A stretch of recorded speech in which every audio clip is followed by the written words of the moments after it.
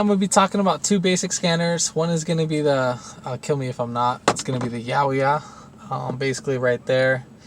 Part number is going to be YA-101. This is a basic, cheap, well, it's a little bit better than a basic scanner.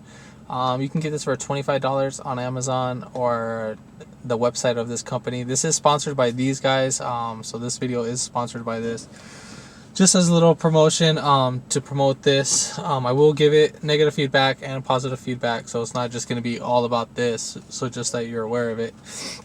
And this one I had for about a month, and then the Zurich, obviously, part number is going to be ZR4, the Zurich, and basically you can get this at Harbor Freight for $44 plus tax. Now I've had this for about a year. Now as for this, it sucks. Not really happy for the results for the pretty much 50 bucks that I spent for this. Really not happy, but it does get the job done, but sometimes it doesn't.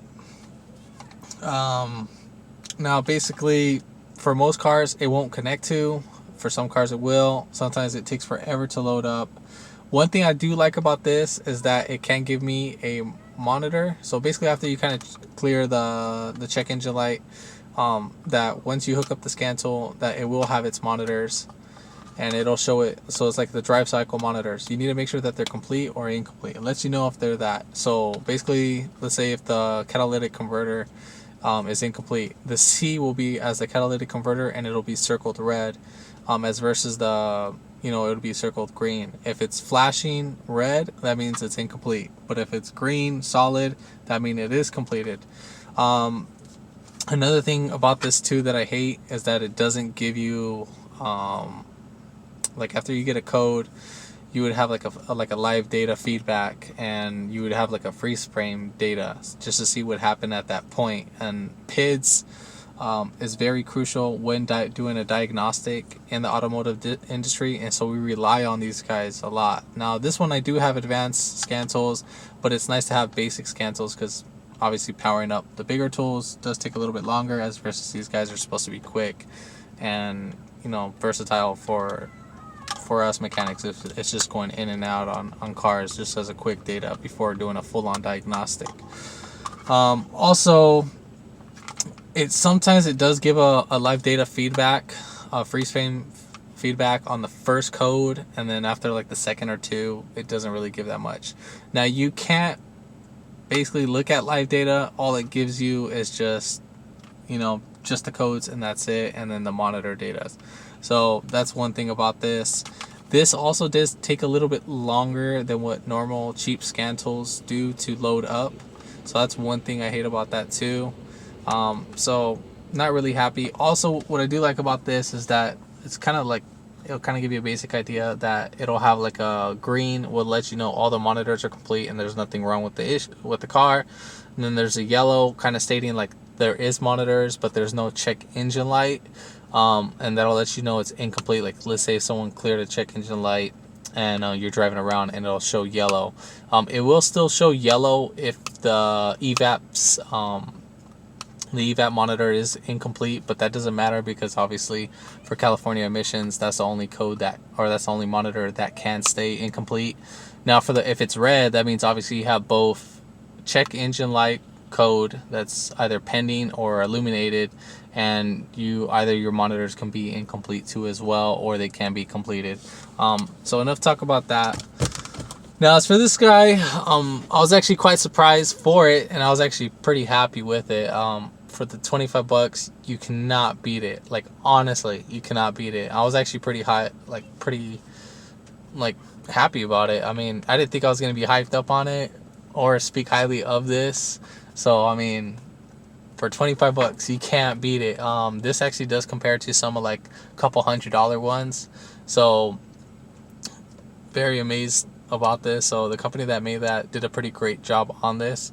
Now I connected it to a lot of cars, especially hybrids. I do work on a lot of hybrids, and this guy actually does give me a live data feedback on hybrids. Now it doesn't give me like the battery status, how it's like battery pack system A, where's the voltage at, battery pack 2 and all that. So it doesn't give me that.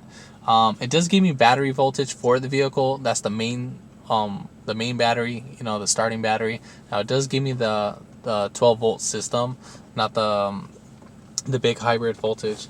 Now we'll go ahead and connect this guy right in, obviously into the OBD2 port. So got that connected. Now it's very simple. If I can get that focus.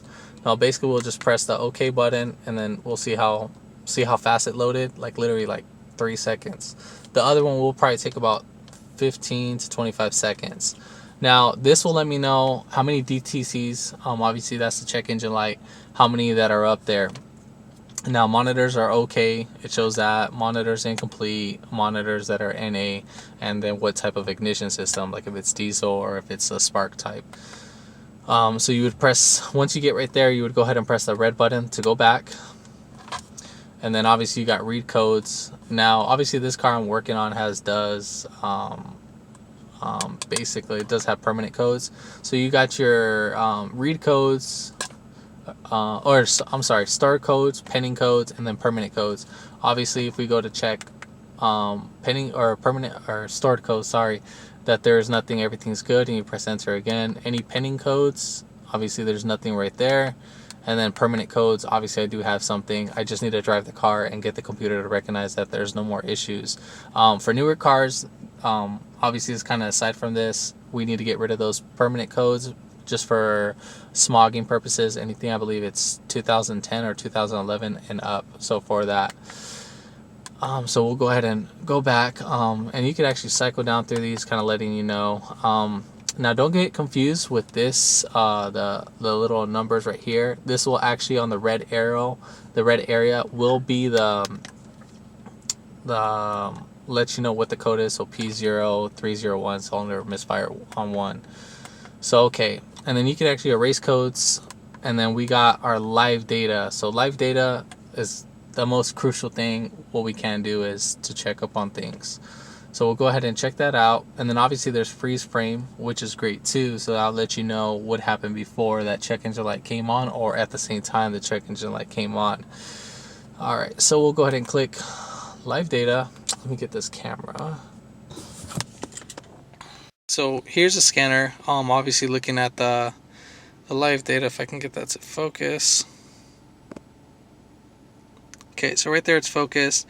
So right now I did the head gasket on this car, and then I was looking at coolant temperature. So obviously we want to make sure coolant temperature is great. So we obviously meal status is off, fuel system is closed. So if it's open, it kind of shows you. If it's not on, all right, so we can go back. Then short fuel trim number 1, long trim fuel number 2, or number 1 as well. RPM shows what it's at. Vehicle speed sensor, obviously we're not moving, so that shows that. Spark advance, let's let you know if it's advancing or retarding. Idle air temperature 131 degrees Fahrenheit. Mass airflow sensor, that's good to know. Those are like one of the best things that you can have. Kind of lets you know how's your car running.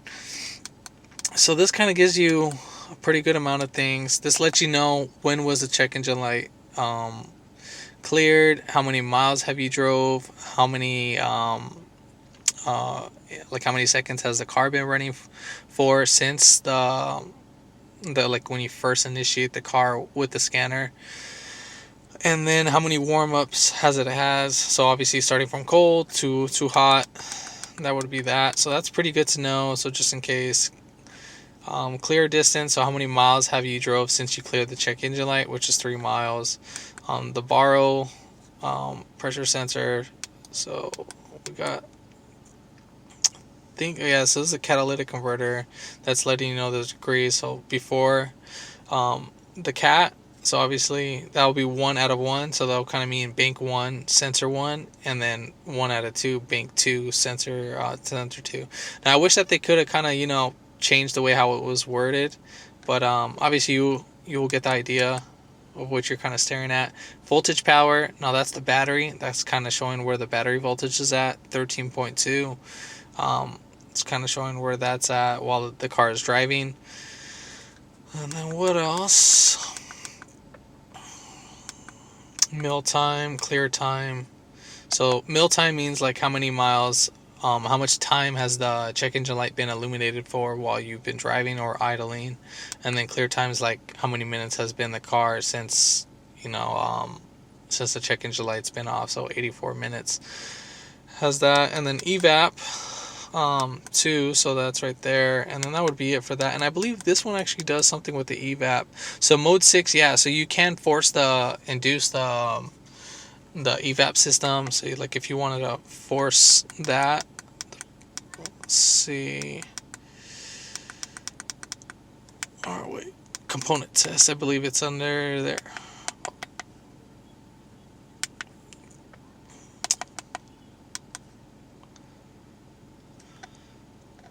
Okay, and so mode 6, this kind of gives you another feedback. I totally forgot about this one mentioning in the video. So like I said, this does compare to some of the more expensive ones. Now this mode 6 will kind of let you know how your system is. Like if you have a cylinder misfire, how many counts like are you having? So the last 10 cycles are you having?